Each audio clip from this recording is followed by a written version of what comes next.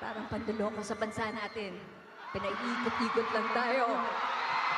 Tama na. Di naman po lingid sa kalaman natin na napakaraming nangyayaring kaguluhan, kasinungalingan, panduloko ang ginagawa sa ating bansa.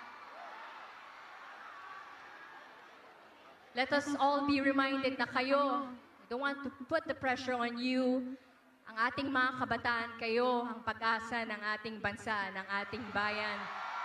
One day, kayo ang magbabago ng bulok na sistema ng bansang ito.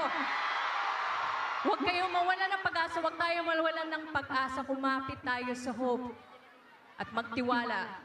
Patuloy na magtiwala na balang araw, mababago din ang bulok na sistema na yan. At uunlad din ang ating mahal na bansang Pilipinas.